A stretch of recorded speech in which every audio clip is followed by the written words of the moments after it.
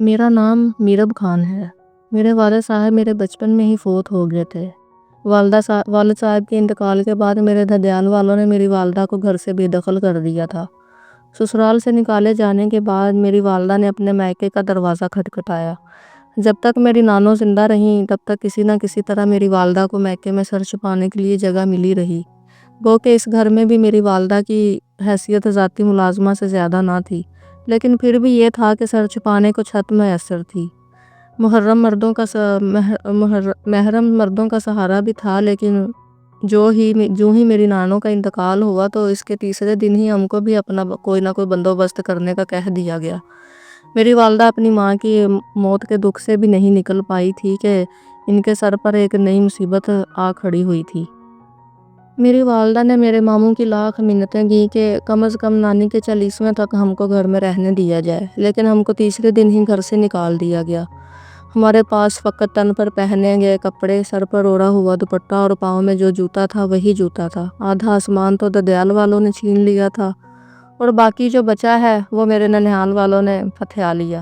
میری ماں مجھے لے کر بے سرو سامانی کی حالت میں گاؤں بڑے زمیندار کے گھر پر آئی اور اس سے پناہ مانگی۔ اس نے ہمیں سر چھپانے کے لیے اس شرط پر جگہ دی کہ میری والدہ اس کے جانوروں کو باڑا صاف کیا کرے گی اور ساتھ ہی اس کے گھر کے کام کاج بھی کیا کرے گی۔ بدلے میں وہ ہم کو 2 وقت کی روٹی فراہم کر دیا کرے گا اور رہنے کو جگہ بھی دے گا۔ ہم اس وقت جس قسم کے حالات میں سے گزر رہے تھے، ہمارے لیے یہ بہت بڑی بات تھی کہ ہمیں رہنے کے لیے جگہ مل گئی ہے اور سر چھپانے کو چھت بھی میسر ہے۔ ہم نے اللہ کا شکر ادا کرتے ہوئے وہ ساری شرائط مان لی۔ میں اور میری والدہ اس گھر میں گھریلو ملازمہ کی حیثیت سے رہنے لگیں۔ میری والدہ انتہائی نمازی، پرہیزی اور باکردار عورت تھیں۔ زمین نے انہیں کئی بار حلیے بنانے سے اپنی ہوس کا نشانہ بنانے کی کوشش کی، لیکن اللہ تعالیٰ نے میری والدہ کو محفوظ رکھا۔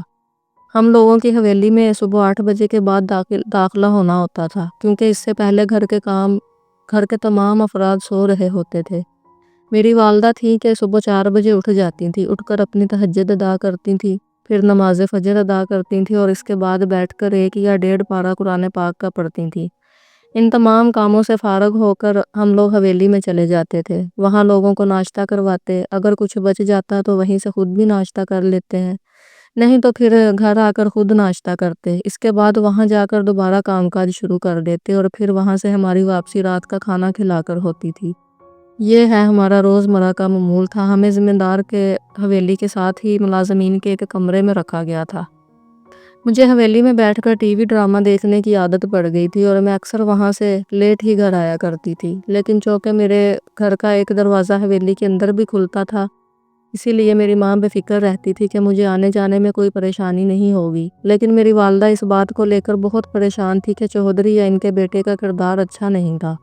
وہ اکثر مجھے اس عمل سے باز رہنے کو کہتی، لیکن میں اپنی ماں کی بات کو نظر انداز کر کے ٹال دیتی تھی۔ ٹی وی ڈرامہ دیکھتے ہی جب میں جوان ہوئی تو اس طرح آج کل کا کلچر ڈراموں میں دکھایا جا رہا تھا، اسے دیکھتے ہوئے مجھے بھی چودھری کے بیٹے میں دلچسپی پیدا ہونے لگی، یہاں تک کہ میں اسے اپنی ادائیں دکھا کر اپنی طرف راغب کرنے لگی۔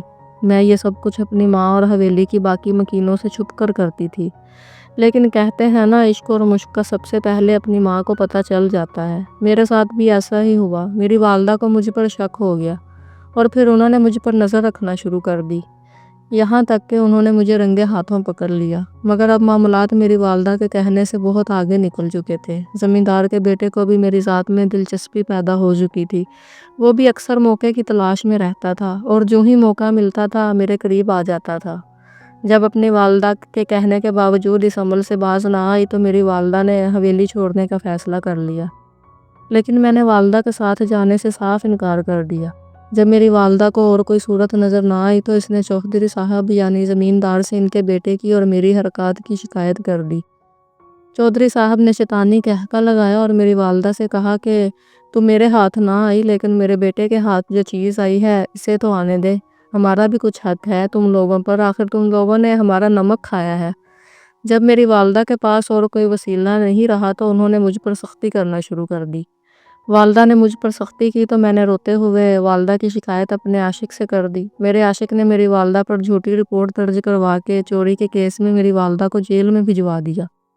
والدہ کا سایہ سر سے اٹھ جانے کے بعد مجھے کسی قسم کی کوئی روک ٹوک نہ رہی اور میں گناہ کی دلدل میں دھستی چلی گئی، یہاں تک کہ میں نے محبت کے لالچ میں ایک ناجائز بچے کو جنم بھی دے دیا، مگر اس کے باوجود میرے سر سے محبت کا بھوت نہ اترا اور میں اس گناہ کے کھیل کو کھیلتی رہی۔ آخرکار کتا کر زمیندار کے بیٹے نے مجھ سے منہ موڑ لیا۔ اپنے محبوب کے یوں منہ موڑ لینے پر میں بہت رنجیدہ ہوئی اور اس بات کا احتجاج کیا تو مجھے زد و کوب کیا گیا۔ میرا بچہ جسے میں نے بغیر نکاح کے جنم دیا تھا وہ مجھ سے چھین لیا گیا۔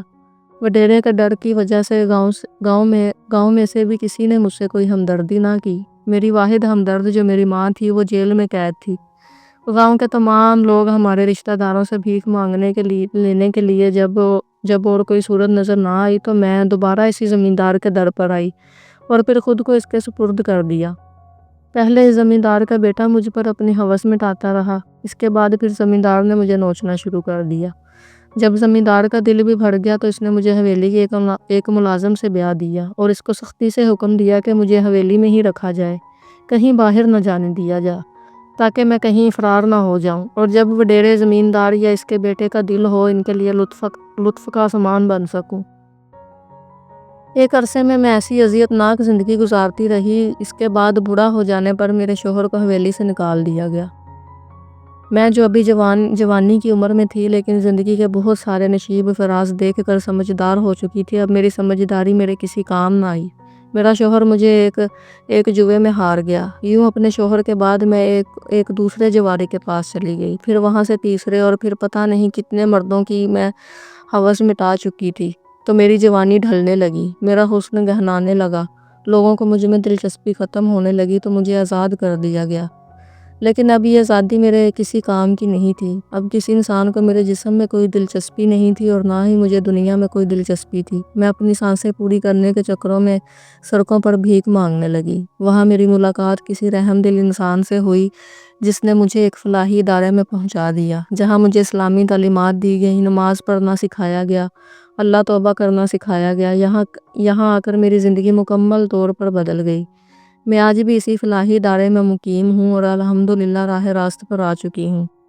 لیکن مجھے ان 20 مردوں میں فقط ایک مرد ایسا ملا جس نے مجھے اللہ تعالیٰ سے ملا دیا، ورنہ جو بھی ملا جسم نوچنے والا ملا، میرا ہوس کو رست ملا۔